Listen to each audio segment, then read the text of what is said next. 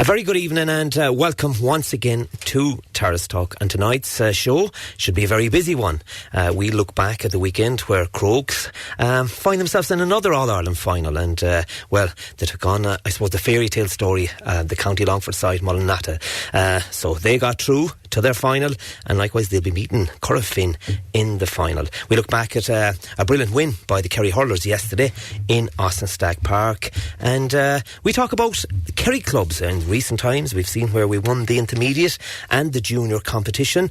Now the man that I suppose created that pathway, Sean Kelly, the MEP, what a proud deal it was for him last weekend when he presented Brendan Keeley, of course former Kerry goalkeeper, with the Intermediate Cup. And I suppose when we look at it around the country, the dominance of Kerry over the last decade is very noticeable, and with that I take it something will probably be done in Congress, maybe to put a level playing field out there. And maybe clubs in Kerry, we want to know what your views are tonight. Maybe if we're operating out of Division 3, 4 or 5, have you a chance of winning the Junior Championship? I know we've seen in recent years the likes of Brosna win it, but in the last couple of years Glenbeigh, Glencar operating out of Division 1, likewise Beaufort and Kilcummin operating out of the Division 1, Division 2 area. Is it difficult now for teams to win that Junior Championship in our own county? Tonight also we speak to Mick Galwey, Ireland's of course former rugby star, and we'll be looking at of course the loss they had to England, and as we prepare for a World Cup, and we'll check out about Ultan Delan, what his chances of making that squad for that World Cup. We'll also be speaking to a fighter from Killarney, Wilson De Silva, of course of Brazilian origin, and Tralee Senior Rugby Ladies making an All-Ireland final.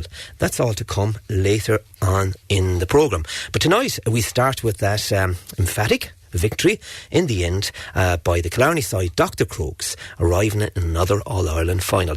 And I should have both Edmund O'Sullivan, who of course is part of the Crokes management team, and John Payne, the captain of Dr.Crokes, on the line. Good evening, lads.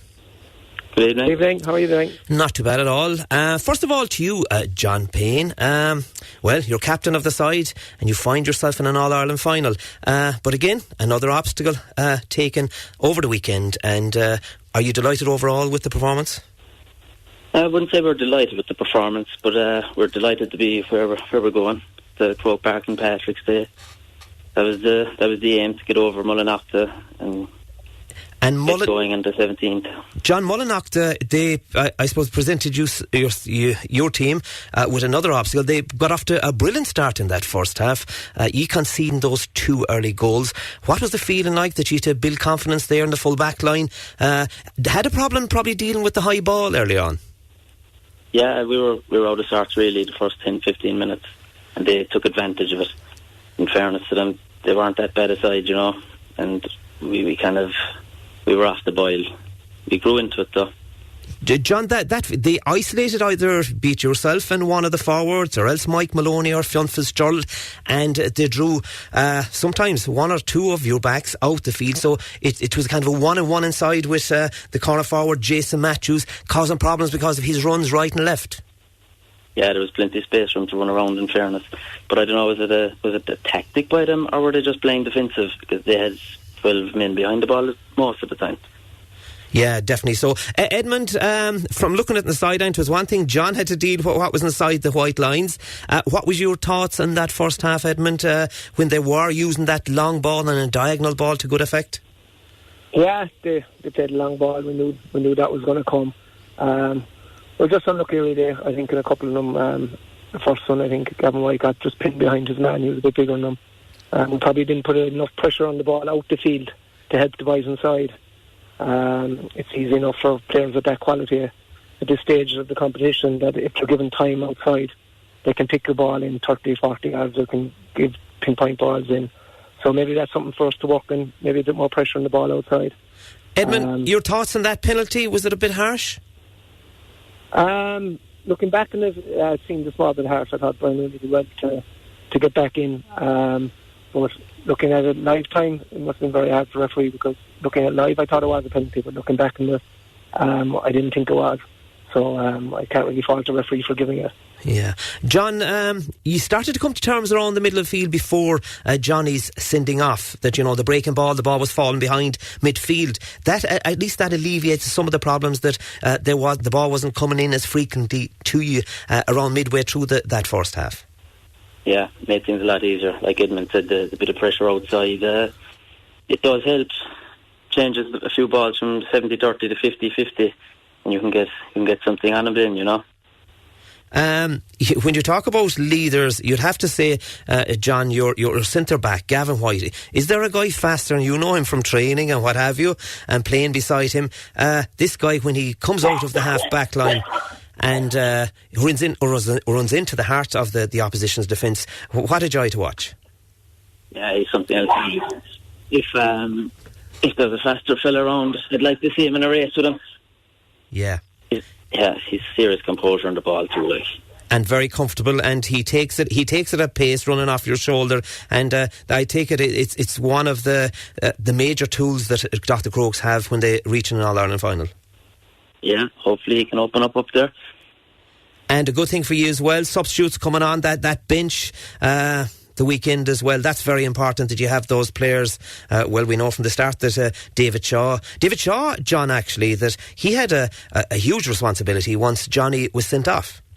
Yeah, he came out and he really stepped up to the mark. It could be an option in midfield. Did you expect that move to come about? The captain is supposed to know everything. I didn't hear about it. I was happy enough for it. Can I ask you, Edmund, the sending off, you know, it's been, I suppose, well documented over the weekend. Nobody seems to have seen anything.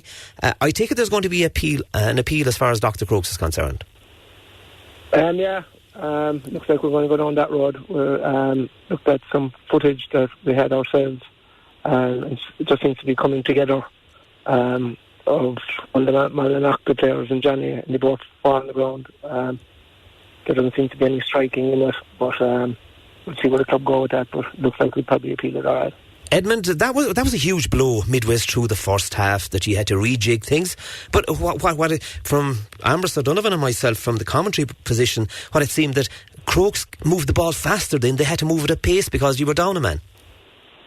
Yeah, it was a huge blow, obviously, losing Johnny, because he's one of the best players in the country at club level. Super player, not only his skills but his work rate and his leadership. So he's a big loss when he went down. And David Shaw was doing quite well inside at the time, and he came out middle of the park because you can remember he played there for the Sem when they won All Ireland. The colleges, he played midfield, so he knew he could play there. Brian Mooney went into middle third as well and covered a pile of ground. I think the boys just stepped up. I think they knew what was on the line, and maybe the thought of defeat, and they were down to 14 when the boys were after getting their second goal. And they showed great character. He said they moved the ball very well into tight spaces and kept moving it, creating any bit of room they could. And Tony Boston and Kieran Larry were exceptional as well inside. And I suppose it all stems from, we look at Stephen Cluxton with Dublin. Well, he's not involved at the minute in the Alliance League, but we talk about Shane Murphy. The way he was striking that ball, forget about the two goals, because one of them was a penalty, which is very difficult anyway, and the other one probably shouldn't happen because he saved, and from the rebound they tapped it into the net. But Shane Murphy guiding that ball right, hugging the sidelines, that's a huge bonus as well to Dr. Crokes, the way this guy can strike it and put it past midfield. Yeah, he's because it's phenomenal. He can put it anywhere 60 yards. You make a run, you don't have to break stride. You put it straight into. It's a great weapon to have, especially in the modern day. If you have a goalkeeper who can consistently do that, it's a great weapon for us. John, we talk about the backs, and we know that you're going to address that problem. I'm sure Corofin will put a few high balls into the edge of the square just to test you out. Speak about those forwards to us. You're the guy that's marking one or maybe a lot of these guys during the course of training during the year. I thought the movement of the Crokes forwards was exceptional in the second half. Yeah, it was unbelievable. I mean, Kieran inside, 33 years of age now he is, I think, and he's moving like a 23-year-old. Unbelievable stuff. I think he's the leader inside there really for the boys, and the boys are just like Tony's. His speed and his accuracy at the moment is something else. Shaw is kicking the ball, what is it, 40 yards out, and he's putting him over the bar like he's 10 yards out. a huge confidence within those. And they're very young, these guys, balanced with the likes of the Kieran O'Learys, the Brian Looneys of this world. That balance is there, and that came about from a lot of good work, I take it, on the coaching field. Yeah, all the hard work we're putting in. Who do you take up in training? Who creates sleepless nights for you, John? I suppose Tony Brosnan? Tony Brosnan's one fella, yeah. We have another lad, Jordan Kiley. He's not doing too bad either. I tell you, Jordan, he'd make a lot of other club teams around the country, if not county teams. What's it like to keep Colm Cooper happy then? Colm comes in off the bench, whatever, on the 50th minute. For a guy of his magnitude and what he's done both for club and county, it's brilliant to have, but I take it Colm is probably not happy to be on the bench. I'd imagine he wouldn't. I don't think many fellas are happy to be on the bench at the moment. You could start any one of the 15 that are sitting down the way we're playing at the moment. John, what way, the way the game transpired then, you were well on top towards the end. It was a case of seeing it out and place yourself in that All-Ireland final. Yeah, it kind of petered out a bit towards the end, but you still have to keep going. The prize it's still on the line. Mullinacht kept going to the very end, but we really had to keep on our toes. And you definitely did that. Edmund, and now it's a case of, when are you back training? Tonight or tomorrow night? The recovery tonight and back in the field Wednesday night. Back Wednesday night. And it's all about, the focus will be totally on Curragh Finn then. How much do you know about these guys? I take it, well, you'll definitely have recorded what was happening the weekend. Do you know much about these individual players? I know a small bit about them, yeah. But we'll do a lot of our detailed work now. Will be done over the next 3 to 4 weeks. We'll get our matchups right. We'll have a look at the way they play, and maybe look at the way we can exploit the way they play, and try to cover their threats. But we're there. Obviously, they'll be favourites, reigning All-Ireland champions. But it's a great way to finish the year if we could go and beat them. I know boys that inside there, if they play well, I'd fancy them against anyone in the country. But it's all about playing well, playing to your potential on the day. If we do that, I think we're in for a great show. And then when we talk about Kerry and Galway rivalry right over the decades, you're guaranteed a game of football. Fair enough, there'll be times you have to defend, but you're guaranteed a lot of scores between these two sides. Will it be a case of the shootout at the OK Corral? Yeah, possibly. But in fairness, if you look at the Kerry County Championships as well, majority of the teams who play league play football as well. There's always high scoring games in the championship as well. So if it works out the same way the next day against Corofin, so be it. But any way to get us over the line. If it's a shootout, it's a shootout. If it's a bit of a stalemate, it's a stalemate. But look at the two teams. It looks like that they've both good sets of forwards. They're very skillful players from 1 to 15. So we're looking forward to it. It should be a great spectacle. John, what's the onus on the captain for the next couple of weeks outside of working hard for yourself to guarantee yourself a place on the team? It's a case of keeping guys grounded as well. It's an All-Ireland senior club final. They don't come much bigger than that. A number of you have been there in 2017, but a lot of young guys with you this time, and keeping these guys focused, I take it. Yeah, I think everyone's really looking forward to it. Like that, it should be a great game. It's a great test for us. I hope all the lads are looking forward to it as much as I am, and we can keep ourselves grounded and go out and perform. Well, you definitely have that. Of course, you have the right man in charge as well, Pat O'Shea, and what a great panel. I take it those there's going to be big hits in those challenge games coming up between the A and the B team. And well done to you lads again. You're giving us a great journey here on Radio Kerry, and for the listeners as well. And look, we're behind you all the way. Thanks a million, John. Of course, John Payne, captain, and likewise Edmund O'Sullivan, selector with Dr.Crokes. Thanks a million, lads. Well, now for our listeners, are the Kerry Intermediate and Junior Championships setups unfair, or should it be changed? And that text has already come into us more than once in the last couple of weeks. And if you have any views out there, our listeners can get in contact with us tonight by calling us on 066 7123 666, text on 083 300 3300. Also on WhatsApp, Terrace Talk on Facebook, or tweet at Terrace Talk RK. Terrace Talk at radiokerry.ie. We've plenty more after this break. Terrace Talk on Radio Kerry, brought to you in association with BrianJames.ie, leading the way for stylish menswear in Kerry. You're very welcome back here to Terrace Talk, and we're looking over the weekend as well. Connections with Kerry, of course.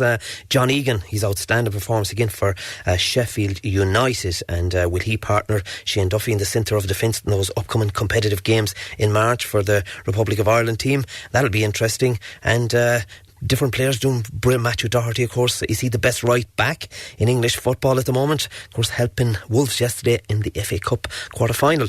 And any of those games, were you at them at the weekend? What's your view? Even the Croke Park one, Johnny Buckley sending off. Did you see something? And what do you think will be the result if Dr. Crokes will appeal? And two men that I've up next, I've one or two questions to ask about other hurlers as well, because I'm delighted now. We changed to another discipline. We're delighted to have both Jordan Conway and Brian Murphy of the Kerry senior hurling team on the line. Good evening, lads. How are you getting on? How are things? Not too bad, lads. Jordan, how are you, sir? Good, Tim. How are you? Good, good. First of all, congratulations. An emphatic victory yesterday, Jordan, against Mayo. Yeah, look, a good win, a good team win. I suppose it's another step in the right direction that we want to be going for the year. And I suppose the last two games will be important as well.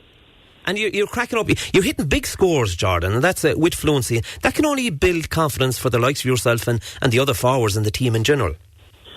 Yeah, look, I suppose when you're as a forward, you're the one to put up the scores, but the backs do the working hard. And reflecting on the game Sunday, the backs worked extremely hard, and that just gave us better ball in then. And sure, that's our job, is to put up scores and win the game for the team. Jordan, looking at the division you're in, is it a case of that you feel that you probably should be in a division higher? I suppose when you're playing any sport, you want to reach the ultimate, but you feel that you're probably in the wrong division at the minute, and you'll have to get out of it as fast as possible. Well, no, I suppose you have to earn the right to be in a division. Obviously, you want to play at the best level that you can play at. And I suppose you earn the right, and I suppose that's what we're trying to do down here in Kerry, is earn the right to be in 1B and play with the big teams like Limerick and Galway and Waterford. And that's the aspiration. I also have, of course, Brian Murphy on the line. Brian, how are you, sir? Well, Tim, how are you getting on? Again, congratulations on yesterday's performance. And you'd be one of those, the backs dealing with that sort of thing. But I take it this was a team performance. Yeah, I suppose looking back, and I know it was a good performance by us. Like, we would have been confident going into the game. Mayo obviously coming up from the division below us. It was their first season in Division 2A. But look, going back to what we were saying there about us in the wrong division, I suppose our goal for the year is to get promoted. Like, we'd see ourselves on par there with Laois, Offaly, them counties, so I suppose going forward, that's where you want to be. We'd be confident in competing with them, and obviously we'll be playing them in the Joe McDonagh Championship coming up now as well, so they're the kind of teams you want to be playing realistically, so I suppose ourselves in Westmeath will be hopefully looking to play each other in the final now down the road. That's kind of our goal for the year anyway in relation to the league. Brian, can I ask you yesterday, because I've seen his tweet, I think it was by Ian Mansell earlier today, that Mayo spent something like 52 minutes in the warm-up. This is not a frequent thing by other teams, is it? That sounds a long time for a warm-up, because I remember going back the bigger ball a number of years ago down in the Gaelic grounds. Kerry minors were playing Laois, and they were almost 70 minutes in the warm-up Laois, and the same day Kerry gave them a right hiding. But is this something? I take it it's not something that Kerry do, but it sounds a very long time to be doing a warm-up. That's the first time I've heard of that now. I didn't see the tweet now myself, but it does seem like a long time, alright. Now, ourselves, we warm up, I suppose, to be out in the field for could be 40 minutes, trying to get, your band activation work, your stretching. There's all different components to it, really. Like, you have your physical coach as well there, John Barry, who'll be doing great work with us at the moment. And obviously you're doing bits and pieces with different coaches in the warm-up itself. But, look, I suppose it's up to the individuals over the team, how they organise it. Like, every team is different. So obviously it didn't work for them yesterday, but look, it's up to themselves what they did, Jordan, your thoughts on that, the warm-up, because I've been involved in a few warm-ups with you over the... Of course, you were the same level head all the time. You showed it, but you think that's a bit too much extended as far as the warm-up is concerned? Yeah, I suppose what Brian said there now about it's up to the individual over the team. I suppose as a team you want to be going into the game feeling confident and good and not too deflated. I suppose with a long warm-up like that, I suppose you surely have to feel some sort of deflation going in, especially in the first 10 to 15 minutes. And I suppose the kind of show there Sunday in the first 10 to 15 minutes of the game where we kind of pushed on straight away, whereas they were kind of flat. And I suppose that's where it showed. And in a smaller, tighter number of minutes, you can know when guys are up to it. Can't you see that body language from players, Jordan, that maybe if it was a strong, aggressive, well-disciplined warm-up, that they take that right onto the whistle for the start of the game, I take it? Exactly. I suppose the warm-up kind of leads into your game and your mentality, the way you're going to continue on the game. And I suppose the way Mayo, the long warm-up they had kind of contributed to the way they started, as in they were a bit fatigued, and it probably ended up being fatigued before the end of the game, whether they like to have kept going until the end of the game. Yeah, and it's how you phase it. Brian, the game itself then, you were totally dominant, I suppose, from start to finish. Yeah, look, it was a good performance, I suppose, from everyone that played. The 20 players, 5 lads that came on as well, all did their part. That's one thing we looked at this year. We've a very strong panel.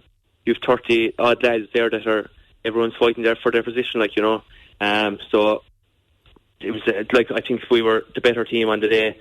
We showed the better hurling. I think we were physically probably stronger and fitter as well on the day itself. But look, we're just looking to push on now and hopefully get to a league final and looking at promotion in after that. That's kind of what we're looking at the moment. You're looking at that from a championship point of view. There's always the target of bringing back the cup to Kerry, and I take it that's going to be at the back of your minds as well. If you can do well in the league and get that promotion, then it's championship time. Of course, you're constantly building confidence is what you're doing. And look, winning is a habit at the end of the day. I know in the last game against Westmeath, we were kicking ourselves at the end of it. We had plenty of opportunities to win the game, and we feel we have a lot of things to improve on now if we do encounter them again.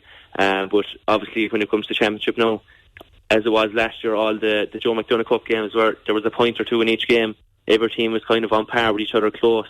So look, I suppose realistically we're the underdogs in relation to the Joe McDonagh Cup. So it might be a good way going in underneath the radar. Exactly. We've confidence in ourselves, and that's the main thing. You're going in focusing on your own game, not focusing on the opposition, and that's kind of where we're coming from at the moment. Yeah, great stuff. Jordan, we had a couple of lads last week speaking about former Kerry player and Robert, I think it was Ristardo for on as well in last weekend. We're on about the profile for hurlers. Do you feel at times that you're not getting that support, be it from the fans and likewise the media, that there's not enough profile for hurlers? I suppose from our point of view, we're playing hurling because we enjoy it. We're not playing hurling because, I suppose, for the fans' point of view, if they want to come watch the game, because they enjoy watching hurling, they're obviously more than welcome. And it obviously being in a football county, playing hurling is obviously going to be very difficult no matter where you are. And we're not the only ones in the country that's having the same problem. But sure, look, obviously the support we give is great, from everyone. And we appreciate all the support we get. So. And what is it like then being a hurler? And you'd say maybe the other side of it, the footballers are putting in a serious effort. You feel that you're doing the same thing, whereas these guys are getting the profile. I know you want to say it's a football county, but is that disheartening at times that we see a lot of faces out there as far as our county setup is involved in football, and you probably don't see the same with hurling? I don't know. I suppose as a hurler, you're kind of concentrating on your own game throughout the year. You're not really worried about anything else, what the footballers are doing, The county board give us equal treatment, so we're not kind of worried about anything else like that. We're just concentrating on our own game all year, So it wouldn't become a factor, really, as a player, you wouldn't be thinking about all this, Jordan, did you play any college hurling this year? I did, yeah. I played Fitzgibbon with LIT this year, yeah. Yeah, how did you do? We got knocked out against NUIG in the quarter-final. Decent side as well, of course. We got to the semi-final, yeah. And some great players there as well. And would you agree that outside? First of all, can I ask you about Shane Conway shooting the lights out with UCC, having a brilliant season? Definitely, yeah, that's great. I think you said during the week, being from Kerry representing his club means a lot. And I suppose there's your previous question about player profile. Look, being from Kerry and playing as good as you are up in UCC, being a getting in the paper and stuff, and being from Kerry, people can see that, like, and see that there is talent down in Kerry, and that people can see that Kerry can play hurling too, you know. And it's great for him, you know. It's great. It brings on a player playing with Fitzgibbon, you know. Brian played Fitzgibbon this year at the Garda College as well. Like, there's some, and the IT Tralee are still in the Ryan Cup, you know. It's great. Like, it brings on a player. Yeah, because you're playing against the better players. There, like, yeah, and you can see what Sean was saying, the football then as well, is bringing on Kerry football too, like, you know. Yeah, so it's always a good standard to be playing when you're in college. Yeah, definitely so. And Brian, you'd agree with that as well. And we look at one player yesterday, he played with Limerick as well, Aaron Gallan, in devastating form at the minute, probably one of the forwards in top form that beat the Fitzgibbon Cup, and likewise the Sigerson in relation to football. That's the competition to be in pre-season. Oh, sure, exactly. When you're a young fella growing up, that's the competition you want to play. You know, that's why you go to college. A lot of people these days pick the college they want to go to because they want to play at the highest level, like, you know. But Aaron Glenn is unmarkable at the moment. Watching the game there last night against Kilkenny, he was just unreal. But going back to Shane Conway as well, he's just flying at the moment, you know. He's hurling very well, and, you know, there's no airs and graces about Shane either. He's as humble as they come. So, you know, it's great to have him representing the county as well on such a high level. And more than likely, you could see UCC doing the double, which would be a very good thing for the college with a lot of Kerry lads involved. Yeah, definitely. But going back to the players again, like, you know, being a Kerry hurler now in this day and age is kind of you know, it's a positive thing, I suppose. And in relation to the crowds as well and stuff, it's good. You know, there was a nice enough crowd there now yesterday, but there was opportunity, I think, to have even a double header with, I know Kerry Camogie were playing out the road at I think it was at 2:00. That's correct. On the same day, so, you know, there is opportunities there to kind of promote the game, I think, on a further basis in relation to that. Now, I know we're playing Meath in 2 weeks' time as part of a double header with footballers, so that's a big one. That's one now that deserves its profile. And you definitely have people in there 3/4 of an hour before the football game. That definitely merits a big crowd. Exactly, I think it's a good chance for ourselves to promote the game of hurling. I know a couple of years ago we had a lot of double headers with the footballers. We actually pushed the Limerick team there 1 year in the league. I think it was probably 4 years ago now. But basically it's the same Limerick team that are there now, All Ireland champions. And you know, it's great to have a crowd behind you as well on the day. So it's just trying to promote the game, I suppose. And we're in a small pocket here in North Kerry, so just trying to give it a positive outlook, I suppose, you know. Oh, absolutely brilliant. Thanks a million, Brian. Finally, I'll go to you, Jordan. Are you playing any big ball this year? I was always chasing you. At the moment, Tim, no, I'm not. No, I'm in the middle of playing hurling season, you know yourself now. But hopefully, you know, I get a chance to. I always love going back playing football. You know, it always gives you a break from everything else, you know, in life. So hopefully, you know, I get a chance. You might get that call from St. Pat's. From St. Pat's down the road. There's a comment in here for you lads. Well done to the Kerry hurlers this weekend, and continued success to them. I also think that they get the recognition they deserve, and that comes from Noreen in Tralee, and who also says not unlike a hurling match in Ossenstag Park. So there's definitely those comments coming in to you lads, and well done. And hopefully in future weeks we'll be getting on to you again to see how things are developing. Thanks a million for coming on Terrace Talk tonight. Thanks.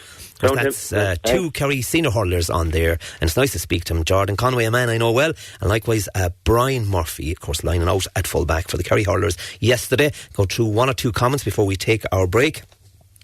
Jordan Kiley deserved more than the last few minutes of the Dr.Crokes match. He's a mighty player, well capable of much more if he's given time. It's understandable everyone deserves a chance to play. Hopefully there's more to be seen of him in the final. Hi Tim, congrats to Dr.Crokes on reaching the All-Ireland final, and passing movement of the forward line was a joy to watch, but wouldn't want to give Finn 2 goals start. That comes from Charles. Hi Tim, very proud of the performance of the Kerry Camogie team yesterday in the first game in Division 2. Kerry were coming in as Division 3 champions, or facing last year's Division 2 finalists. Yesterday they could have gotten a share of the spoils, so it's really a positive performance. It augurs well for the future, and that comes from Ristard Ufaran, of course the Kerry Camogie PRO. We now take a break.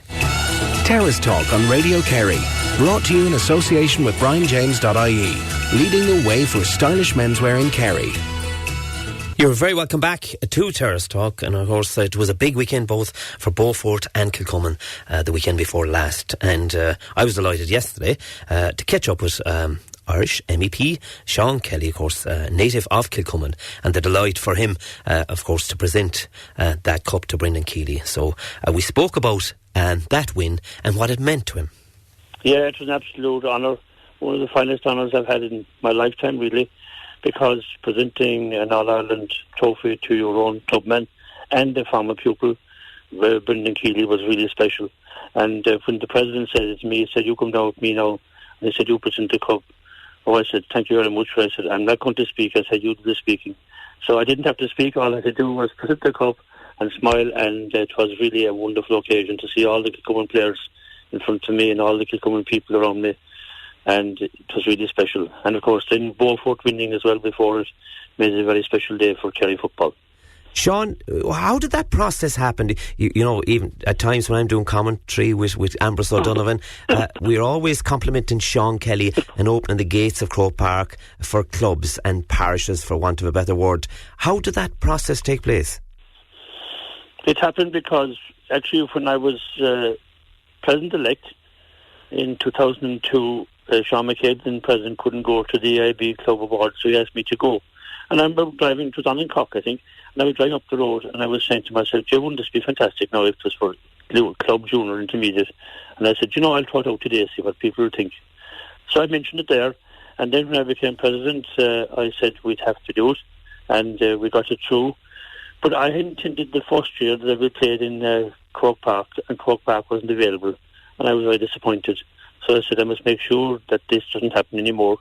So I went to Central Council and I proposed that the finals would have to be played in Croke Park, because there was a theory that time that you needed to vote 32,000 having attendance to make it profitable to open Croke Park. So I said this has to be an exception. So the Central Council agreed with it, and they've been played in Croke Park ever since. And no disrespect to any other pitch, but there's a world of difference for a club to be able to play the final in Croke Park and anywhere else, because for most of them it's a once-off super occasion. It's the place where people dream about playing. And I think for the players, even the players that lose the final, they'll say it to me, just having the opportunity to play the final in Croke Park was a dream come true for them. So that was great. And Sean, that's where it all goes back to, the grassroots of football. It goes back to the club. And this is really keeping the club thing alive as well, because every club in Ireland has a chance, be it junior, intermediate and senior, to make that long journey to Croke Park, and a fruitful journey as well. Yeah, and it means an awful lot to them to have that realisation now, no matter how small the club is, that it can aspire to winning a county, and if it does, to go on to win a provincial and play in Croke Park. So it certainly has changed the dynamic of it, and the motivation has improved dramatically for those clubs, because now they can say to themselves, even if I have a very small club, I don't have to be part of a very big club or a very big county. I can get the chance to play in Croke Park. And I think for an awful lot of club players in particular, to play once in Croke Park is as good as probably playing maybe 10 or 20 times there, because that once, it makes all the difference. It gives you a lifetime of memories. You get to experience the whole atmosphere there, and especially when you win, walking up the steps. I think it was Willie Mahal said it was 39 steps or something. It was correct. So yeah, it's fantastic, and I'd like to see every club really over a period of time getting that chance. But it's nice to see it going on, because different maybe to inter-county, where you have the likes of the Kerry and Dublin and Kilkenny and Cork there on a regular basis. For the vast majority of clubs, it would be probably once off. It certainly don't be repeated too often anyway. It was very evident over the last number of weeks in the Beaufort area of Mid-Kerry and likewise Kilcummin. The community really comes alive, doesn't it? The colour they're shown, and everyone was talking about it. I suppose hotels being booked, and it's a journey of a lifetime, and maybe a lot of people won't experience that again. Yeah, absolutely, and it's fantastic to see people there that you wouldn't normally see at Kerry matches, for instance, going to Croke Park, wearing the club jerseys, having the wonderful camaraderie, the great build-up to it, all the wonderful posters. I just drove through Kilcummin last Friday and saw all the wonderful posters all over the place wishing the team well. It's fantastic. And then, of course, when you do win, and we were all more or less corralled in the Red Cow, we kind of took over the Red Cow Hotel, and in fairness to Bordens, they treated us very well. And indeed, our committee Eugene, the chairman, and Mike, and Niamh and all the others involved did a fantastic job with organising it. So somebody said to me, and I think it was a good summary, they said it was like an expanded family wedding. We were all there together celebrating the one occasion, happy out, knew one another. And for me in particular, and the same for I'm sure many more, so fellas who I played football with for many years, I wouldn't have met up for a long time, like Sean O'Connor, who was in Australia.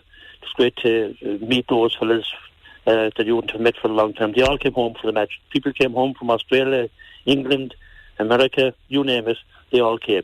And the game itself as well, Sean, they take on a life of their own, but one man will be written into the history books for what he did that day. Kevin McCarthy's performance was absolutely outstanding. Yeah, I think it's probably, you mightn't say the best performance ever, because I have to say what some people would obviously disagree with this maybe, but I think without doubt it was the most perfect performance ever, because he scored 3-7 all of play, he had no wide, he was all over the field, he was totally unselfish, he set up 1-3 and there wasn't a word out of him. So any other one you take, we'll say, might have scored 1-8 or 1-9 or whatever it is in the final. They usually have a wide or two as well, and also they would be probably taking frees. But all his were off play, and I think it was one of the greatest performances I've ever seen. And coming from a Kilcummin man, the day of the All-Ireland final, well, it gives really special memories to all of us forevermore.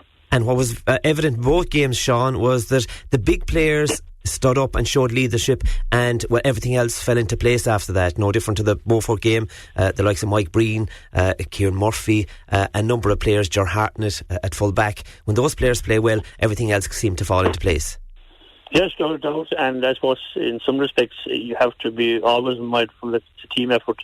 Every single player on the panel, or who even wore the jersey in the last 12 or 15 months, all contributed to the episode.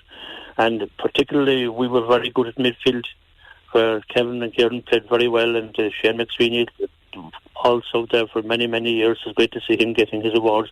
But all the players played well, from Brendan Keeley, the captain, out, made 4 great saves. You could go through the whole team. Sean and Lear, the whole of them, had great moments which I will remember forevermore, and for what we, the supporters, will be grateful for. So to all the players, and indeed all their families, they all have special moments, they all contributed, and as I said, like, it was as united as you could ever be the occasion when you win in All Ireland club, because everyone forgets about any problems they have or anything else. They concentrate on exactly, they concentrate on the team, and when they win, everybody is a winner, and we were all the same last night. Sean, when this all happened, the opening of the doors, stroke gates in Croke Park for clubs like yourself, your own club, to get in there and compete in All-Ireland final, did you ever envisage that it was going to be dominated by Kerry clubs? No, and actually I've been quite truthful about it. I'm kind of, I won't say disappointed, that's not what to do. I'm a bit surprised, because when I was proposing those, I said to myself, these are the two competitions now that will help weaker counties in particular. You'll have a bigger spread of clubs coming and winning, and I didn't think Kerry would do that well. But in fairness, Kerry have a great structure. We have great clubs. There's a high standard here, and I think that's the reason why we've been so successful.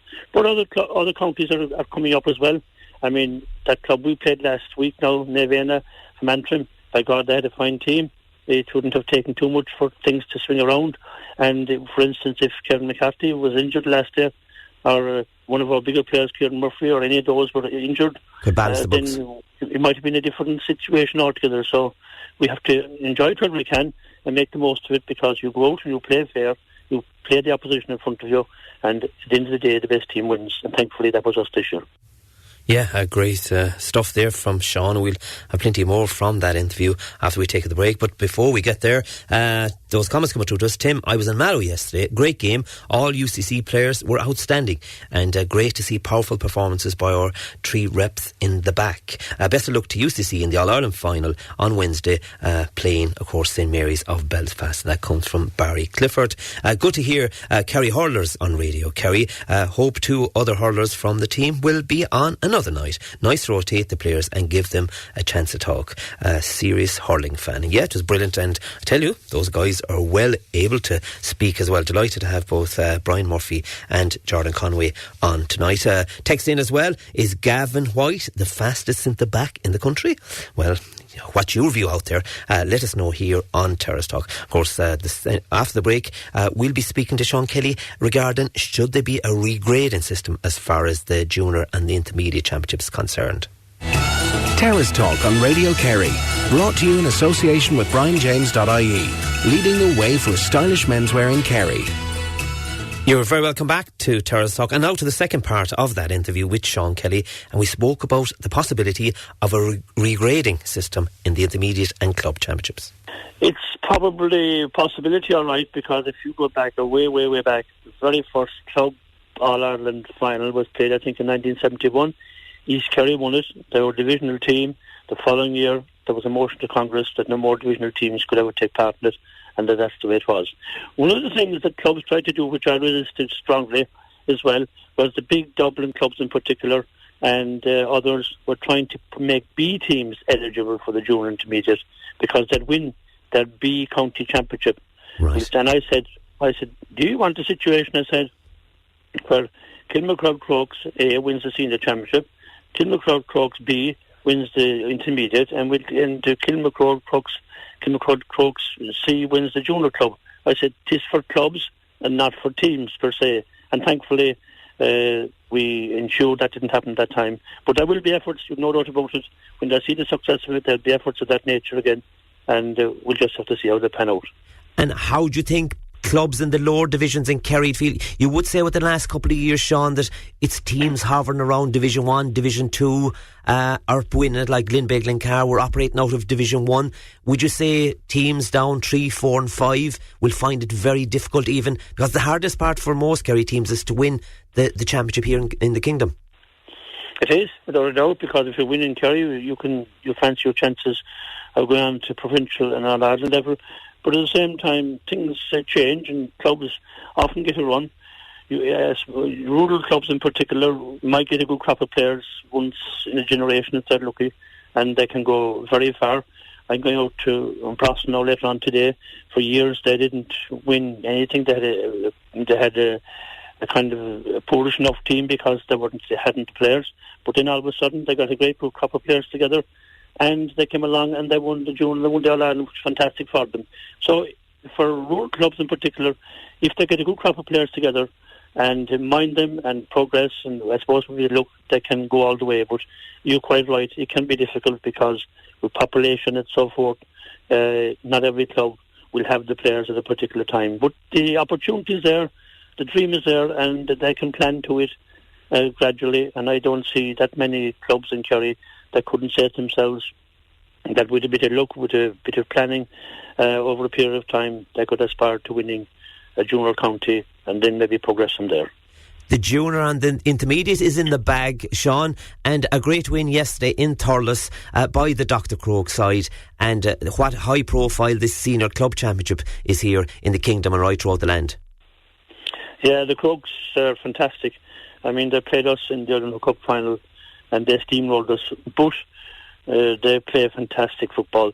Lovely combined football. They pass well, they kick well, they're fantastic kickers. I mean, even yesterday, if you look at the score, Crokes kicked 18 points. Most days now they go out, they kick 18, 20 points, which is a hurling score. They're well coached by Pat O'Shea, and I think in many respects they talk about football sometimes, and I do myself, not being as enjoyable maybe to watch, especially at inter-county level. But my God, the Crokes play lovely free-flowing football, and you have to admire them for it. So I hope they will bring off the treble now for us in St. Patrick's Day in Croke Park. And overall, Sean, with the success of Kerry clubs, you would hope that would feed on to the county scene as well. These are exciting times in Kerry football. Yes, indeed. I mean, it's almost, I won't say inevitable, but certainly very possible that if you have 5 successive All-Ireland minor teams together, and then you have club teams doing very well, then it's almost at least dreamable that you will get a team that would be very good again. And I think we are on our way to it. I'm delighted the way Peter Keane has taken over now from Emma Fitzmaurice and settled in very quickly, has got good results so far, which takes a bit of pressure off, and that will build gradually. We have an awful lot of wonderful players who are really committed to the cause, to build and to create a Kerry team that will challenge the Dubs, and hopefully maybe before the year is out we might stop the drive for 5. And one concern is, at the minute, as a spectacle, I suppose hurling has moved ahead, because it was absolutely brilliant to watch any game of hurling last year, but football has lost that sort of draw to people. You would hope that maybe with Kerry coming back in the scene and being competitive would bring back the numbers back to Croke Park or the different pitches around the country. That is true, and actually we were obviously in the Red Cow in watching the game between Kerry and Dublin last night. But I was amazed at the number of people I met in the past week saying to me, who saw it on television from all over the country, that it was a great game. That's what they were saying. There was lovely football. They enjoyed it. And I think, in fairness to Kerry and Dublin, they do play positive football. And I think once they do that, then it's going to be enjoyable. Our game last Sunday was last Saturday in Croke Park between ourselves and Vienna. It was a fine game of football. We had scores in it, positive, good fielding and good passing and so forth and blocking. And I think once people go with the right attitude, there isn't a whole pile along with football. But at the same time, you can't blame anybody, because a manager will have to look at his team, and if he thinks maybe he isn't very strong in the forward section, they might concentrate on limiting scores. So they play according to the rules, and in time, if we're not happy, then we have to adjust the rules to make the game attractive. Yeah, definitely so. I might go off on just one more tangent, Sean, with you, putting on your political hat. These are times where everyone is speaking about Brexit and the impact it will have in different areas and walks of life. Sport will be impacted. The equine industry here is huge. Movement of horses back and forth from the UK to Ireland, and likewise the other way. These are anxious times, I take it. Without a doubt, and you're quite right. I mean, Brexit would impact on everything. You mentioned the equine industry, they are absolutely correct. It could have an impact on transfers and so forth. But that's only if they are foolish enough in the United Kingdom to crash out. I still think that they won't crash out, that when it comes to the 11th hour, they will look at it and say, listen, we're leaving, we're far better off leaving with a withdrawal agreement rather than crashing out. And I think that's going to be decisive. But they have made a mess of it up until now. The whole thing was based on what they call fake news. They were going to be a fantastic new Great Britain when they leave the European Union. Nobody thought about the consequences. Nobody thought about the difficulties.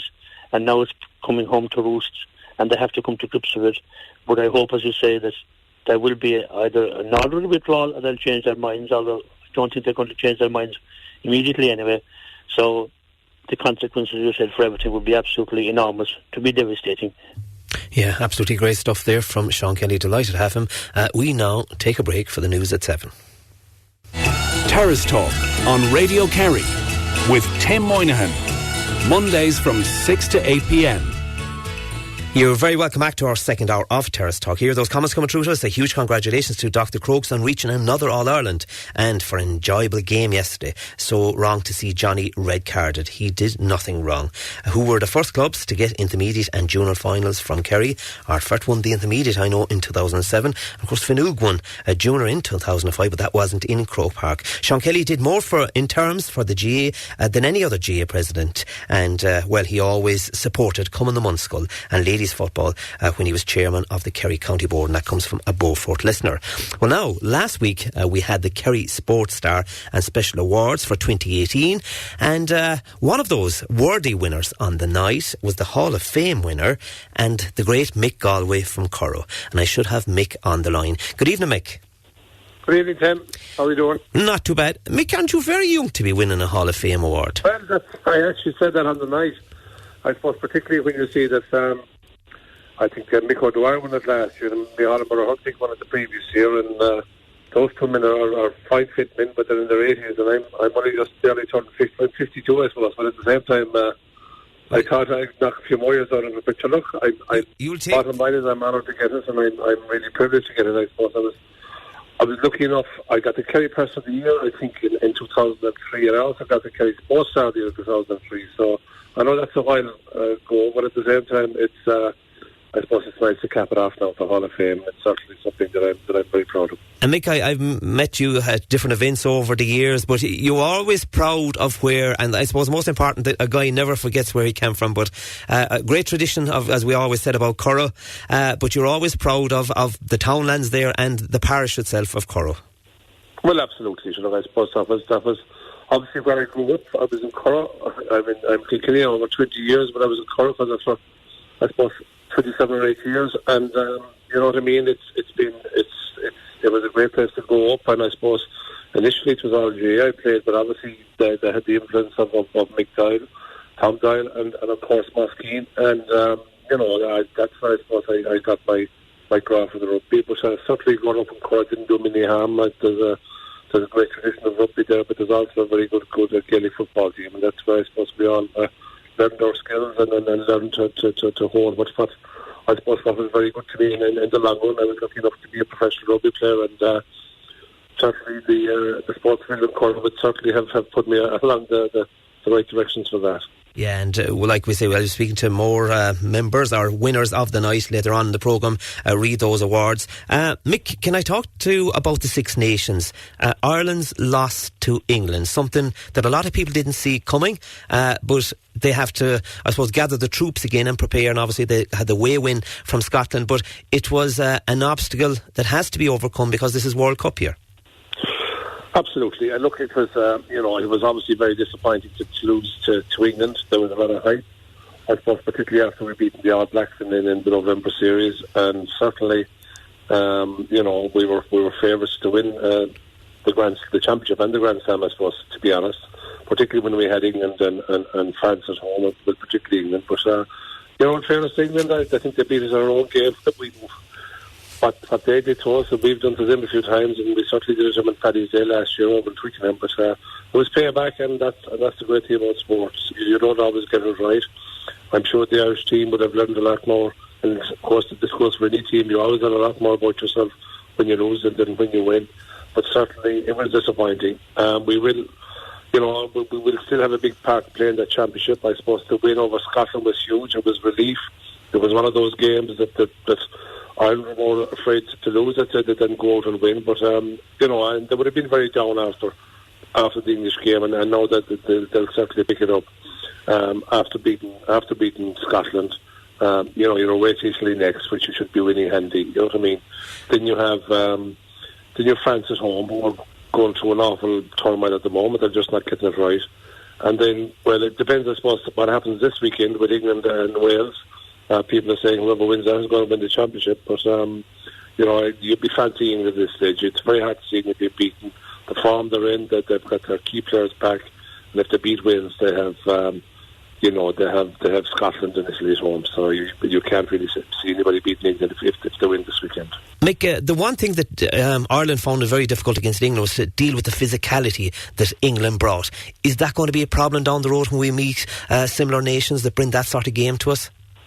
Well, I don't think so. Like, in fairness to England, that they have a serious physicality, but this is something like I'll put it this way: we didn't play the same way as we played against the All Blacks. Like we out-muscled the All Blacks in November, and we brought the physical side of the game to them, and we brought the aggression to them. And it's an amazing sport, and it is, of course, it's a physical sport, and it's a very technical sport. But at the same time, Sometimes fellas might think that they've too much done or not too much done. They might think they've everything right, and if you don't have the bit between your teeth, that gives you the extra 10%, and it's those little percentages that make you a lot more aggressive, particularly at the breakdowns, because these are all collisions. They call them collisions now. They just call them breakdowns in my time, but they're collisions. And if you don't win the collisions, you don't win the ball. And it's something we will learn seriously from. We haven't become a bad team overnight, but certainly we're probably not as good as we thought we were either. So that's where we're at, I think. A bit of a wake-up call. Can we talk about, there's still places up for grabs even in the Six Nation games to come. We'll always talk about our own man, no different when you were wearing that green jersey with pride. Ultan Dillane, where does he sit in the ranking at the minute? Between injuries and everything, you always get a chance, don't you? Yeah, you do. And Ultan has been very unlucky. You know what I mean? I thought he's been injured and he's lost his place in the Connacht team, but I thought he was fantastic the last time he came on. I think, it's a great sign of a player. Like, I think Ulster always seems to save his best rugby for the biggest days, and particularly playing for Ireland. I know he's played some phenomenal games with Connacht, but I thought he was very good the last. He came in, made a big impact, and then he is a good impact player. Like, we've seen it. We've seen it so many times from him. He's been very unlucky with injury. The second row is a very competitive place this year, particularly when you're looking at the World Cup. You have to say, that this James Ryan fella and Devin Turner and you've Tyke Burton, and there's certainly a lot of competition for places. But I certainly think Ulster could be thereabouts. There'll be a lot of rugby play. There'll be a lot of injuries. There'll be a bit of luck thrown in as well. So, Ulster, like, this is the great thing about World Cup years. It's so competitive and it's so hard, and some fellas lose out and some fellas get lucky, and he'll certainly be in the mix. I've no doubt about that. Yeah, definitely takes on a life of its own. And about the all reliables, as we call them, Munster, delighted to be advancing in the cup as well, but a big game coming up as well against Edinburgh. Absolutely. Well, look, it's amazing. Like, Munster came through the toughest group. There was no doubt about it. You were getting the English champions and the French champions, and they held their own. Okay, we lost away in France, but look, overall, I thought we did exceptionally well. If somebody had said to Munster they were going to win the group, okay, that they've got the away quarter final. But believe me, if you were to pick a quarter final, and there's no disrespect to Edinburgh, to the one place you would want to go. Like, we're not going to the Aviva to play Leinster. We're not going over to Lay Racing, and we're not going to Saracens. So, from a Munster point of view, it was the best draw they could have got. And it's all to play for. You know what I mean? It's cup rugby now. It's a quarter final stage. Edinburgh have done very well to get to this stage, but if Munster, again, of course, it depends on our lads coming back from international duty. We have key players in Peter O'Mahony, Conor Murray. If these lads come back in one piece, I'd certainly fancy Munster to get into semi-final and to get up to that. Yeah, definitely will help the cause. Mick, I suppose when you make the Hall of Fame, certain moments, I suppose, contribute to that. What moments do you think contribute to why the likes of Ken O'Day and all the judges said Mick Galwey is deserving of the Hall of Fame? Yeah, I suppose really, like, and it's only maybe now that I really appreciate it. Yeah, and it's always been said that I'm the only man with an All-Ireland football medal and played international rugby and captained my country. You know what I mean? And I suppose, I'm not saying at the time I took it for granted, but I didn't have really time to think about it. I just thought it was the natural thing to do when I was dabbling in both sports, and I was very lucky, to have been involved with a great Kerry team. And then I would have played with Shannon and Munster in Ireland, and I was lucky enough to do it with the Lions. So I suppose there was a bit of longevity there as well. I was always very lucky; didn't have injuries, and I suppose I really do appreciate that I got to play at the top level in rugby and also in Gaelic football, and then. I played in Cork Park. I played in the Millennium Stadium. I played in Twickenham. I even played in Wembley, would you believe? I played in Wembley in 1909 when they were building the Millennium Stadium, when Wales were playing their home games in Wembley. So I've graced all the great pitches in the world, not to mention South Africa, Australia, New Zealand, and places like that. And I suppose I've been very lucky with sport.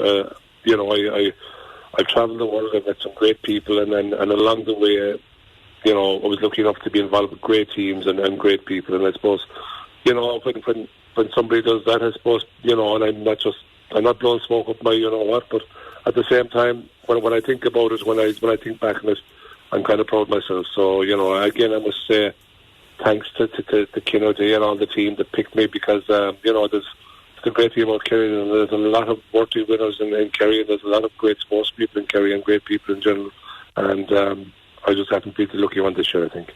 Loads of moments, but I can remember I was out of the country when you were playing. Do you remember that day when you scored the try against England, and you had half the Underwood? That's right. It's amazing. You had half the Underwood family on your shoulders, and a man that night, in the early hours of the following morning, it was recorded, the game, and he showed me 16 times. He said, "Look at the man from Curra." So I've every move, every step you took for that move, and with Rory Underwood or whoever was hanging off you at the time. A text came in here, Mick. from Man You Know Well, I'd say. Danny Lean, of course, of the Abbey, phoned to say he can remember when Mick Galwey worked with Heineken. He used to walk into the pub with a barrel under each arm, and let me tell you, they weren't empty, he said. Well, that was the best training ever did. Like, and again, you talk about manual work, and even in the modern game now, people talk about gym strength, but you can't beat farmers if they came from a farmer originally. Then it was hauling barrels, but it's great to hear from Danny. I hope they're all doing well down there. It's been a while since I've seen him, so best of luck to Danny and everybody down in the area. Don't leave it too long to call down to us anyway. Mick, delighted to have you on Terrace Talk tonight, and you're a very worthy winner of the Hall of Fame. You're definitely a Kerry treasure. Thanks a million. Thank you, Tim. Of course, that's the great Mick Galwey, and of course he won that Hall of Fame at the Kerry Sports Star and Special Awards last weekend. And get through one or two comments before we take our break. Alice Murphy in Portmagee says, well done to all the Kerry teams over the weekend. Dan in New York says that in the 1970s, East Kerry won the All-Ireland series. It was then decided the divisional sides were no longer allowed enter. Dan asked if the GA are planning to change the rules again for the Kerry clubs. Well, we'll have to wait and see. Plenty more after this break. Terrace Talk on Radio Kerry, brought to you in association with BrianJames.ie, leading the way for stylish menswear in Kerry. Indeed, you're very welcome back here to Terrace Talk. It was great to speak to Mick Galwey there, great guy, and of course he won the Hall of Fame at that Kerry Sports Star and Special Awards ceremony last weekend for 2018. And now I have another winner, and he was a native of Brazil, and it's Wilson De Silva. Wilson, you're very welcome to Terrace Talk. And you were a winner on that night. What category did you win that award in? It was for Brazilian Jiu-Jitsu. Brazilian Jiu-Jitsu, it's a martial art that I have been practicing for the last 9 years. And I was chosen by Keno Day. It was a pleasure to be on the event. I was very happy to be there. So I take it you're living in Kerry. How long are you living in Kerry? Yeah, it's 12 years now. 12 years. 12 and years. Is this a sport or a discipline that you competed in before you arrived in Ireland? I did it for a year in Brazil, but when I come here looking for clubs, train different type of martial art. Back in Brazil, I used to train in capoeira, which is another martial art in form. But I got into jiu-jitsu and I have been competing a lot. I really dive into the martial art, and it's something it's a passion that I have been doing twice a day sometimes. I train hard for it. And when you came to Ireland, was there a club actually here that could accommodate you? Or did you set up the club yourself? Yeah, no, I was parting of another club, SPG Killarney on the PJ Lucy, and lately I just started my own club now, and the club is going well. We just started off our gym now in Killarney. How many clubs are there? Many clubs in the kingdom? In Kerry, I believe now 4 clubs. 4 clubs in Kerry, and I would not know in total, but it's a sport that is growing a lot, and there's a lot of clubs in Ireland. I couldn't tell you all of them now, but. And how long have you been fighting competitively in Ireland? Competitive since 2013. Since 2013 that I have been competing. I took a year off because of college and stuff. But in 2007 I won 10 tournaments. And last year again I compete a lot. I did the British National. I came fourth in the Copenhagen. Took double gold on that day, and silver. And is that representing Ireland then? Yeah, it's representing Very Ireland. Good. Yeah. And I think there's lots of clubs around Ireland. Yes, there is. Yeah. Jiu-Jitsu is one of martial arts that has been growing a lot every day. It has great benefits, and a lot of people has massive interest in the martial art. It's growing a lot. Yeah. How does it differ from other martial arts disciplines? I think it always comes down to discipline itself, but we emphasize a lot of respect in jiu-jitsu, it's a grappling form of martial art. You're constantly under pressure, which is it all comes down to teamwork as well. You're fighting for 5 minutes, and as soon as you finish the fight, we are helping each other. So you're constantly helping each other. It becomes like a family kind of thing. And the combat, what are you allowed and what are you not allowed to do? Well, you're not allowed to strike, but you're allowed to do locks, as in chokes and arm locks and neck chokes. The objective is to make the guy tap. You get points by taking down. The objective is to make the other guy to give up, So you constantly push yourself to your limit. Yeah. And the club you were involved, is there a lot of young members taking this up? Yes, at the moment we are new. We just started like a month ago, and there's about 10 of us now, and I'm training another group of kids as well, about 20 kids. So it's a new story that I'm taking over now, a big responsibility, and I'm looking to bring it farther, to the next level. Wilson, when you take up a sport, be it basketball, you come from a country where they're proud of, they take it, they're the traditionalists as far as soccer is concerned, but when you go to another country then, to integrate with the local community, did you feel that the martial arts was of benefit to you there, just to mix and get to know people and make friends? Definitely. I think martial arts is a great way to connect people, It's a great way to connect people and to make new friends, to see places, I have traveled a lot doing martial arts in between the Brazilian Jiu-Jitsu that I do and the other martial arts that I come from as well, Capoeira.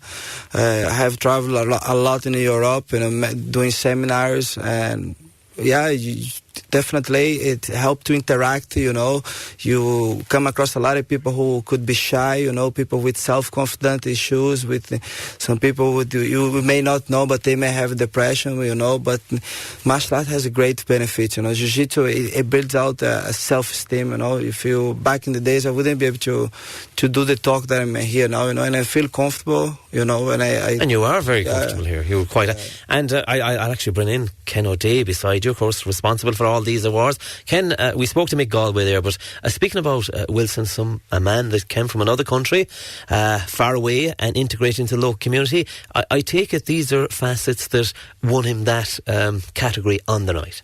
Yes, absolutely, Timmy. He won the award, amazingly enough, for his performances in the year that he just spoke about, 2018, winning national championships at European level. People don't realise this. They think to just follow down the road, training inside in the gym.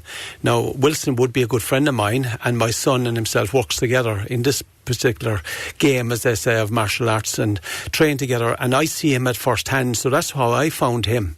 I saw him perform as well for in Killarney with my own lads in a charity event, and that is where I saw him perform in front of 800 and 1,000 people.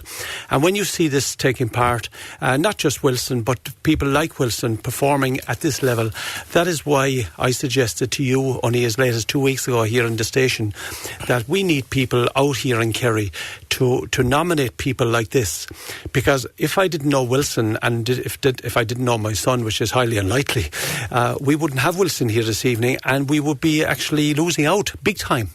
And definitely, is that fair to say, Ken, that Wilson, what Ken is saying there, that to integrate into the local community, you met him by that more people should be recognised, even you could call it a minority sport, but as far as you're concerned, you're living the dream. Yes, totally, and I'm looking to make a living and live for it. At the moment, I live for Jiu-Jitsu, and one of my goals as well is to compete in the awards in Abu Dhabi this year. Hopefully, I find some sponsorship to support. But it's lifestyle. It has great benefits, like I said before. For your mental health. I recommend anyone to give it a try. Jiu-Jitsu. It has great benefits, and it will motivate you, and it will help you to improve the level of commitment, discipline and focus, and self-esteem as well. And what's it like to represent, you've been from another country and representing Ireland? What's that like? It's great, the fact that the Irish people are so supportive, so open to me, so I'm delighted and happy to... You love our weather? Yeah, yes, I do. At times you get plenty of rain down here. Ken, of course there was a number of awards on the night, but one man that probably lost out, he was an outstanding minor last year, but maybe at national level, I know Paul Walsh of Brosna, worthy winner, but an outstanding minor that played with him was the Kerry captain, Paul O'Shea. Yeah, Paul O'Shea, a great captain, as many players are for Kerry, and you see the way Kerry are now with club championships with Beaufort, Kilcommon and all these clubs coming up. Yes, it's very, very hard to say who are the best players in Kerry, let's be fair. But definitely Paul O'Shea is a worthy captain for last year. Of course, he's gone up now in the 20s. He was actually there on the night. We thank him for coming along to the awards, and I'd also like to thank his sponsor as well, Port Mickey Seafood, because when you have young lads like this coming to the awards, it's very, very good for the sport as in question, because sometimes, Timmy, as you know, I would be a hurling person, but football is number one in Kerry, and sometimes not so much in just football, but when a fella gets to the top of his game, he kind of really ignores and thinks he's above everybody else. But in fairness to Kerry sport, it's going quite good. Yeah, it's absolutely brilliant. Well, we've got a comment in here. Fair play to Wilson De Silva on Terrace Talk. Now an inspiration to young kids training under him. All the best in the World Championships coming up soon. So they're listening out there tonight, Wilson, and delighted to see what you're doing. Thank you. Great stuff. Thanks a million for coming in. And likewise, Ken, we're going to be speaking to rugby people after the break that also won. Of course, their Tralee Rugby Ladies Club are into an All-Ireland final of the plate. They were winners on the night as well. Thanks a million, Wilson, for coming on. And, we'll be keeping a close eye on you. I think you're doing great things. And, thanks for representing Kerry and Ireland. We now take a break. Terrace Talk on Radio Kerry. Brought to you in association with BrianJames.ie. Leading the way for stylish menswear in Kerry. You're very welcome back here to Terrace Talk. Now we speak about the ladies' game, of course, Tralee Rugby Senior Ladies making an All-Ireland final. And I'm delighted tonight to have the captain here in studio, Maura Collins. Good evening to you. Thanks for coming in. And Diana. What's the surname? O'Keefe. Diana O'Keefe. Of course, both members of the successful team. First of all, Maura, when did you get involved in rugby? I started when I was 15, but I didn't start in Tralee about 3 years ago. I used to play with Abbeyfield originally at underage, so I transferred to Tralee to the seniors. Am I allowed to ask why did you transfer to Tralee? It was a higher division, and I was on the Munster team at the time. And it's, I suppose, very important, with all due respects to different clubs, that you want to be competitive, and that made the game more competitive. And exactly. Obviously, you've aspirations of going further. Yeah, hopefully get onto the Munster team now again this year, but we won't rush it. We'll take things on. Diana O'Keefe, when did you get involved in? I started 4 years ago. I had 1 year of under-18s in Listowel. They were linked up with Tralee RFC, so they have a great underage structure going on between Tralee and Listowel. So I played my 1 year with them. Diana, how competitive is it in the county itself, rugby for ladies? It's very competitive. Like, we've brought in a lot of players, like with the senior level, and then Tralee itself has come along. They've an under-15s now, a girls team. They're trying to come together to build an under-18s team, so they're trying to keep people in. Listowel and Tralee then combined together. So for the ladies especially, like, because there won't be enough of girls, but the girls' underage structure is coming up a long way. And then, has that been the way for years, Maura, that in Kerry and, say, West Limerick, that do they start at a very young age? We know that the boys' game, that at a very young age, the underage level, is the same for girls. What's the earliest age you can play rugby in the ladies' game? You can start at, I'd say, the age of under 8s, I think, but like, it's a very male-dominated sport, and you don't see many young girls starting. But with the last couple of years, I see it. There's a lot more numbers starting at underage level, maybe under 15s, that there would have been in the last couple of years. So we're doing our best trying to promote it in Kerry especially, but throughout the rest of the clubs are trying to promote it as well. But it's really important to start at underage to get the benefits later on. Yeah. Tell me about this journey to an All-Ireland final. How did this come about, or what way did the competition work out for you? Well, we travelled to Malone there, was it 2 weeks ago, where we played them first of all, and we beat them 23-5, but they came down the weekend and we had a lot tougher match, and we're in the plate side because we lost to the Galwegians, so they went on to the cup then, but we're in the lower division plate a bit, so yeah, we're playing Cook. How many members is on the ladies' side? I take it Siobhan Fleming is there with you? Yeah, she's it. Is she the try scorer? She's a try scorer. She's there. She's the one, and it wasn't converted at all, was it? No. But that'll tell you they learned a lot about meeting you in the first week, and was it purely defensive then, or war of attrition? Oh, pure defensive. Diana, where do you play? What position do you? I'd be flanker, either 6 or 7. 6 or 7, and as Mick Galwey said earlier, you're at the breakdown or the collision now. Can I ask you, do you follow the men's game? Would you go to an Irish international game or a Munster game? No, I wouldn't go up, but I'd watch it on TV. And would it be of huge interest then? Because we see, look, Kerry ladies, they have the ladies team obviously, and then you have the gents team. I always wonder, do they support one another when they're out or representing, be it the county, the province or whatever? Well, for myself now, I wouldn't be going up to any Ireland games, not with work and stuff, but like, I'd say a lot of the women would, but it's hard to get tickets and knowing who you know and all that, like. And it's great to watch. We spoke about, I suppose players that have played with Munster in Ireland, but Siobhan Fleming, what a player to have on your side. Oh, brilliant. What does she bring to the table? She brings everything that you'd see in a player. She brings determination, motivation. Even when you think that things aren't going right, you just look at her and you just know, like, she just has the passion for the sport. And it rubs off on everyone, like, as soon as you see, everyone just turns and they know if we're down or if we're up, and if we're a high scoring game, we still give it our all. We just don't stop, like.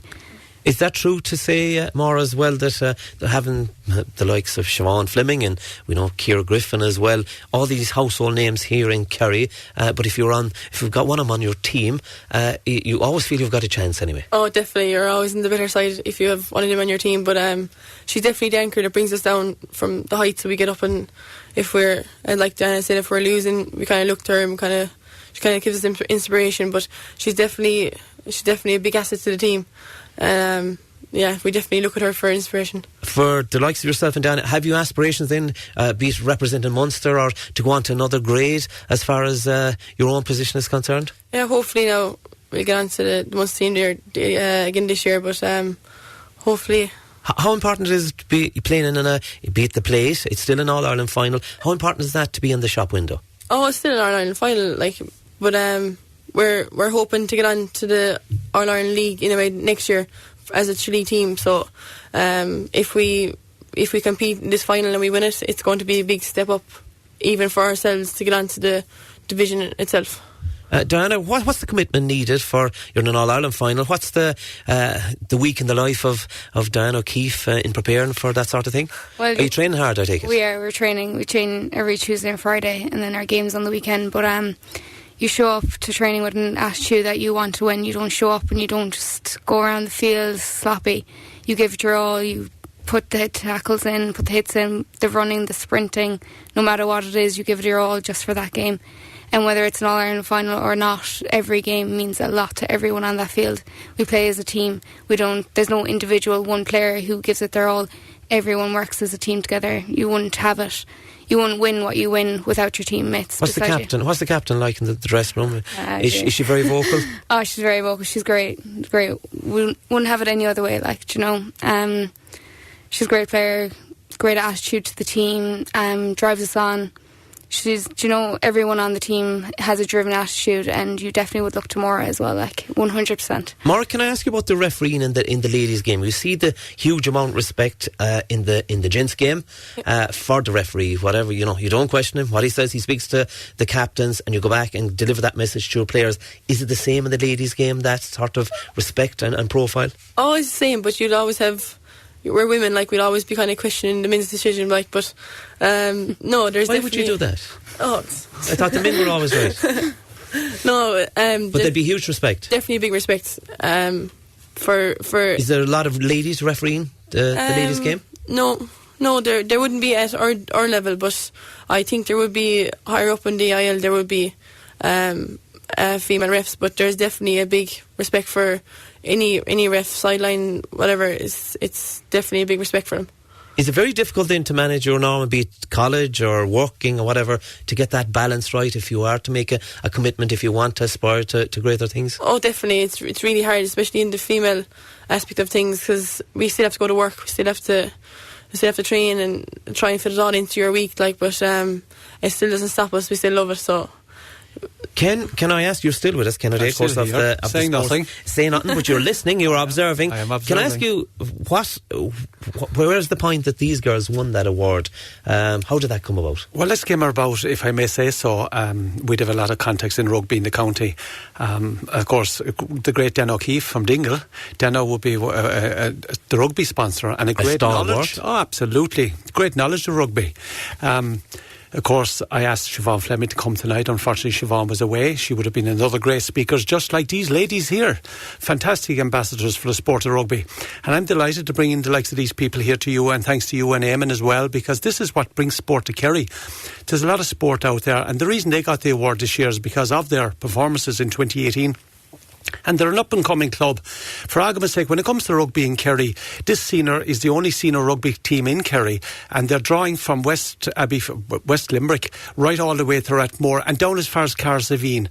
The commitments that's needed, it has been said by Diane already, I don't have to go over old ground. But the most important thing is sports like this is very, very important to see it highlighted. As I stress again, and I would be hoping to have other, we'll call it minority sports. To these girls, this is not a minority sport. It's their passion. It's their love of their sport. To them, it's the number one as far as I'm concerned. I can see it here. I can feel the passion here in the studio. You can feel it yourself. The vibes are there from them. And there's many, many more talents in Kerry. As I said to you 2 weeks ago, it's very, very important for us to have the clubs in County Kerry to suggest and nominate who they think should win the category, because it's like these girls are speaking themselves. Yeah, definitely so. Diana, did you play any other sports outside of the rugby, or were you involved in athletics? I'm originally a footballer. I still play football, but I first started off from very young. Which club?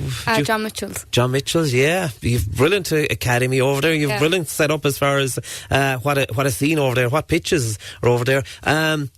But is rugby your first love?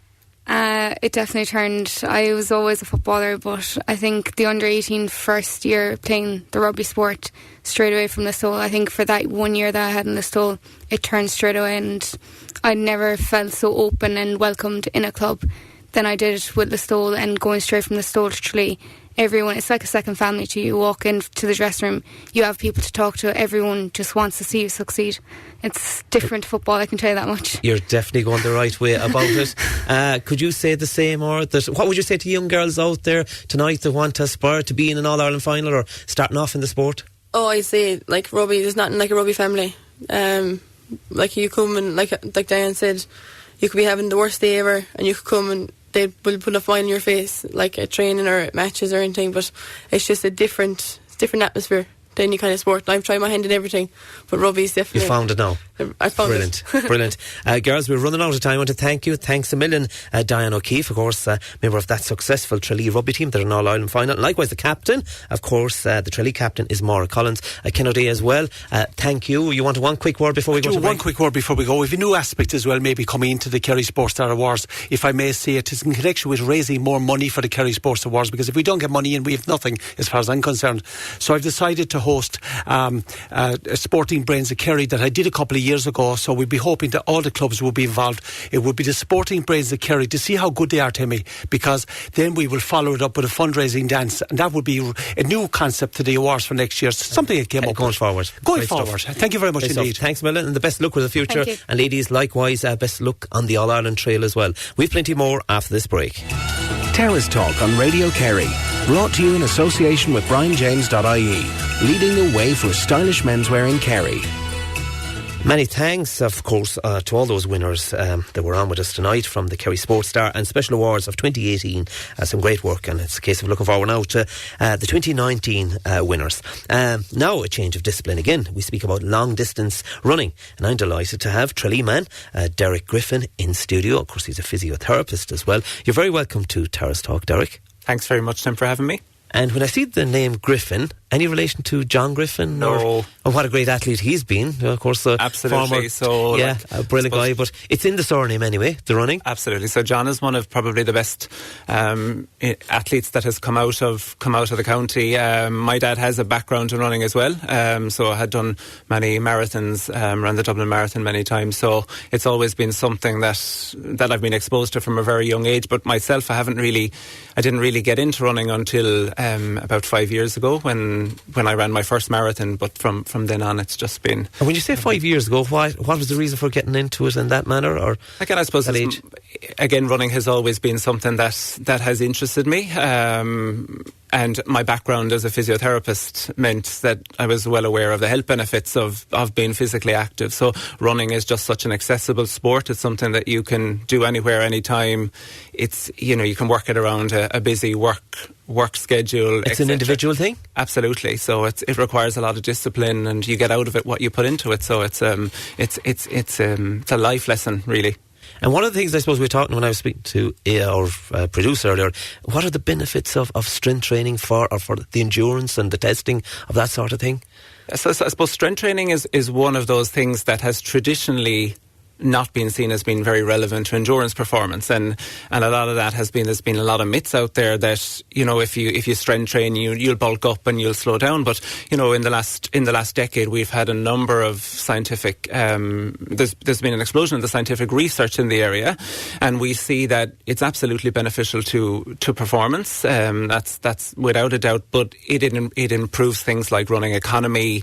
It potentially relevant in reducing your risk of injury, and it just builds better capacity to be able to tolerate the demands of an endurance sport. Derrick, how knowledgeable are people? A lot of people go off if you pardon the pun, on their solo effort, and they go off running, and suddenly they get to I suppose a standard where they can be competitive. But is there enough knowledge there to be it recovery and for the rest to be in that sort of level? Yeah, I suppose one of the most important things, and I suppose my role as a physiotherapist, is that I see a lot of people when they're injured, and one of the most important things in terms of reducing the risk of injury is that any training is progressed very gradually, particularly if you're coming from a very low baseline. So if it's somebody that's that has been quite sedentary for a long period of time and they're taking up running, it's a very good thing to do, but it has to be done sensibly. So that's the most important thing. The second thing is around the recovery aspect. So things like sleep, nutrition, as they are in any sport, are very important. But a lot of the times I think we see, particularly with runners, is that the emphasis is put on other things. So we'll see people that will routinely state things like that they're injured because they didn't stretch enough, or or some other issue. But it's the simple things done well. It's that reap the rewards. Absolutely. So the evidence around the role of sleep is very clear. Sleep is probably the best performance enhancer that we have. It's essential for recovery from training, but it also is essential to reduce things like the risk of developing pain and injury. So sleep serves a multi-purpose function. Is it about an amount of time, or to get into a deep sleep? Say if I had 6 good hours of sleep, and then you'd say, look, I hadn't a good night last night, I was twisting and turning. Is that very sensitive as well? Yeah, so I suppose the more demanding the training, the more requirement there is for recovery. So there isn't necessarily a special number that we should say everyone should sleep X number of hours. But, I suppose the standard advice around 7 or 8 hours of quality sleep is probably sufficient for most people. So, yeah, you can... The sleep quality is different than the sleep duration, so we're looking for a good sleep quality rather than necessarily just the time spent sleeping. And, or rather ironically, exercise is a way that people can improve their sleep. But sometimes I think athletes might not see the sleep as being part of their training and part of their recovery. The right balance. They're not getting the right balance, yeah. I always curious about long distance runner, the effects, I suppose, of years of pounding, the tar, the footpaths, the impact on your knees and different parts of your body. Is that a worry? Yeah, look, it's something that, again, people ask me in my capacity as a physiotherapist, that, they'll be wondering what's the impact of running on your knees. And it's rather interesting because, to the lay public, they will, the belief out there is that running is damaging to your knees. But when we look at the scientific research again, that claim is not supported. So there's some evidence to actually show that, once it's progressed in a very sensible and gradual manner, that long distance running is actually preventative of the development of things like knee osteoarthritis, and there's some other evidence out there that suggests that distance runners are much less likely to have a joint replacement.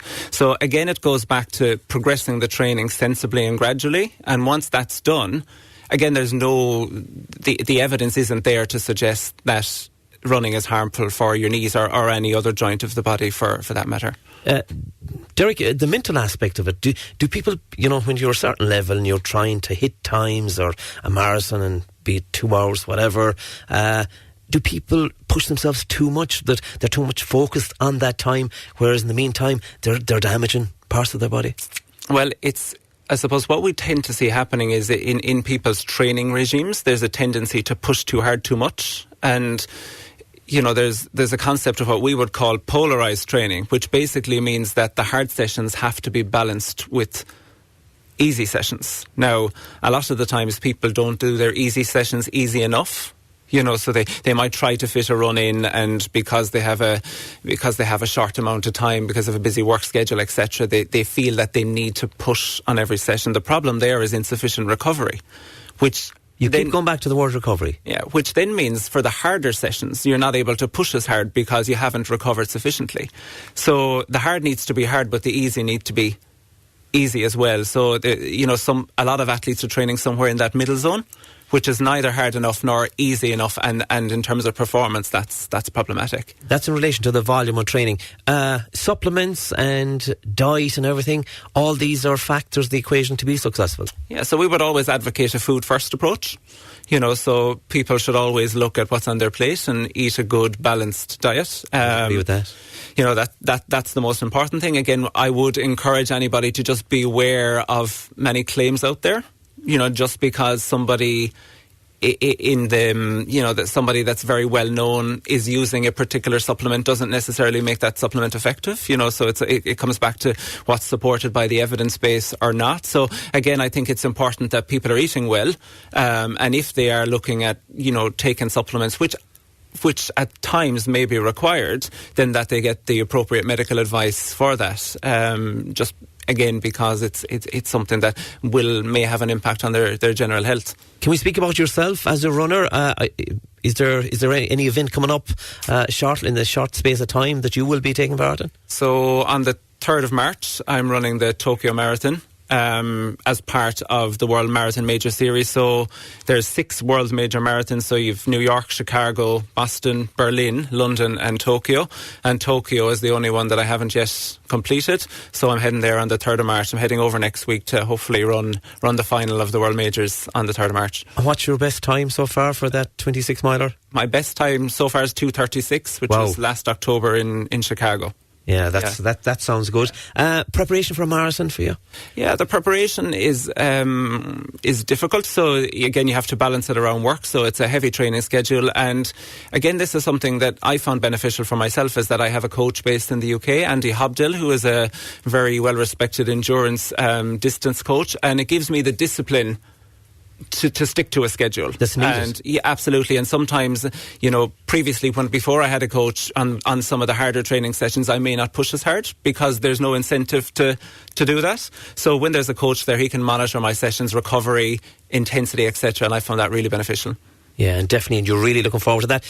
I'm sure that listeners will be clued into you tonight and have huge respect from the way you came across, Derrick. Where do you practice as a physio? Yeah, so I'm a physiotherapist in the Bonds Hospital here in Tralee, and just recently we've a lot of new consultants that have came on board, and we have a range of disciplines on offer.